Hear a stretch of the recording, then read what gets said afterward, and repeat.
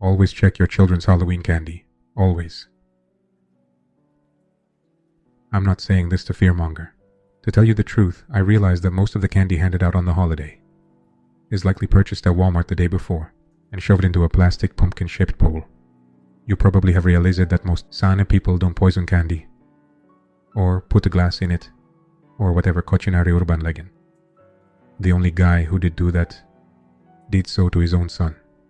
So, those neighbors of yours, don't treat them like criminals.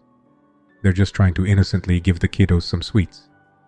This warning regards a phenomenon that has no apparent origin. What I mean is, no one is really sure of where it comes from. The candy in question isn't even so. You can't purchase it at any stores, and looking it up online results in no results. The candy, this aforementioned phenomenon, appears to be that of a cinnamon jawbreaker, not to be confused with the Atomic Fireball brand or any other similar sweet. It may resemble a red-tinted gumball, or a red lollipop with no stick. The point being, it's rather generic in appearance, which makes it tricky to spot the real deal. The candy is sometimes branded under the HH Sweets Company, a corporation that doesn't exist, at least not one registered by any agency, since 1999. If you search the internet, you might find some HH Sweets businesses, but I assure you, they aren't the real deal, merely a namesake coincidence. If the label carries the HH name, beneath it a tagline will read something to the effect of hot as hell, sweet as heaven. Not all of the candies sport the branding, but it certainly helps to spot it. This is why I advise if you find yourself or your kids with an unmarked red candy, the safest bet is to throw the sucker away. Documentation of the phenomenon only dates back to 2007, but there is the possibility that it's gone on for far longer. As of this recording, a known 9 people have ingested the candy, 4 of which being children under the age of 18. Each case has happened on October 31st, with the most cases occurring during 2016.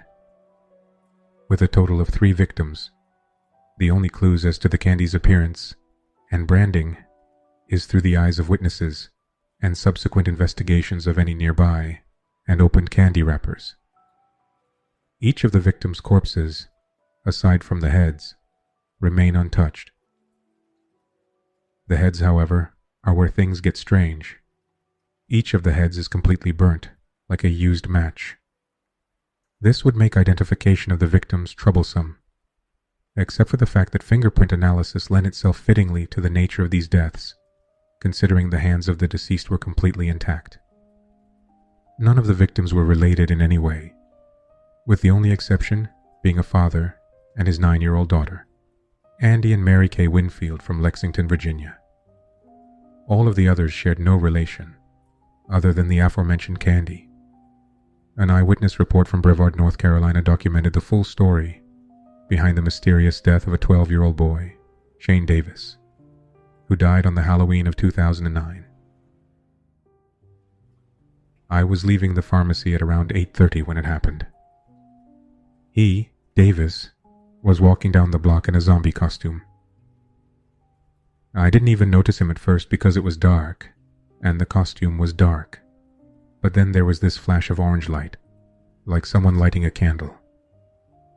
I turned around and this heat wave hit me in the face, and the smell. Oh Lord, it smelled like cooked meat. His head was on fire. There were people screaming, but there was nothing we could do. He screamed only for a moment. Then he hit the pavement. I'll never unsee it. There were rumors it was a hex from a witch or something. I'm not a superstitious man, but when you see something like that, superstition doesn't seem too far off, you know. Similar reports were documented for many of the other victims. Shortly after ingesting the candy, the victim's head would burst into flames, and soon thereafter, the victim would succumb to the injury and die. Many rumors and theories have, since, popped up surrounding the deaths and candy. Many include witches and spells, but some have garnered a significant following beyond regional folklore. One of the most popular rumors cites the deaths as a result of the 1792 execution of Henry Hasten Cassidy, H. Cassidy, a candy maker from Ononcock, Virginia, the site of the first documented death from 2007. Cassidy, a local candy maker, was placed on trial for the disappearances of 2 young girls from the neighboring town, despite having no apparent motive for abducting 2 young girls. The candy maker was charged as a reasonable suspect, having access to sweets for alluring the children. Following a local investigation where one of the girls' bodies was discovered with candy in her pocket, Cassidy was charged with the murders and sentenced to death. Children from the town, who once loved the sweets made by the candy maker, began calling Cassidy the Witch of Ononcock, making him one of the earliest male witches of legend. Being found guilty in a hasty trial, Cassidy was sentenced to death by molten metal, a process considered barbaric, except in a case of an accused witch. Cassidy, who swore his innocence until his death, had a molten metal ball dropped into his throat. While a quick death, it was certainly not painless.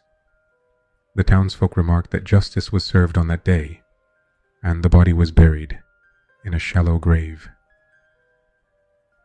Given that Andy and Mary Kay Winfield were also from Virginia, many speculated that the spirit of Cassidy returned to punish those responsible for his death, using his signature candy as a way to torment the descendants of his accusers. The name, too, H. Cassidy, would explain the name on the wrappers, H. Sweets. Another popular theory is usually referred to as the Jack-o'-lantern story. Based on the Irish myth, the story goes that a man known as Stingy Jack tricked the devil on multiple occasions, resulting in his banishment from hell, as well as heaven, as he was a trickster at heart. The man, forced to roam the earth, lit coal within a turnip and has been using it ever since to light his eternal path. The story, clearly rooted in the Halloween tradition of carving jack-o'-lanterns, has been used to explain the candy too. Stingy Jack, as he's referred, seeks out souls to join him in his eternal punishment. The candy, which burns the heads of its consumers, turns them into a somewhat crude jack-o'-lantern. This would explain the fiery demise of the victims, as well as its connection to the celebration of Halloween. In conjunction with the Stingy Jack narrative, there are some who conclude the candy is the work of the devil himself, tormenting unsuspecting holiday celebrators with death, merely for the fun of it. A rather sick trick, yes, but then again, mischief is commonplace in the celebration of Halloween. As for this theory, the HH label would stand for Hell's Hottest, or some other variation of the hell alliteration. Despite these varying backstories to the candy, there is a far more grounded explanation that many have subscribed to.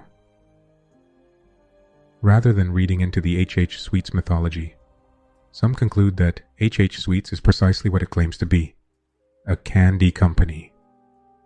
The motive for committing these crimes is, at large, still a mystery, but this theory cuts out the claims of ghosts and devils, suggesting instead that a select few sickos had the willpower to conjure up sweets, with the intent to kill. In the end, no one theory is correct, at least not one that can be confirmed by traditional means. A candy that is, for lack of a better term, supernatural, can only be explained by the supernatural, making it extremely difficult to verify any of the information regarding it. If you wish to avoid the grisly results of the candy, it is advised to always check your children's Halloween candy. Better yet, avoid the trick-or-treating tradition altogether. Or, if you're highly concerned, perhaps it would be best to simply skip Halloween altogether.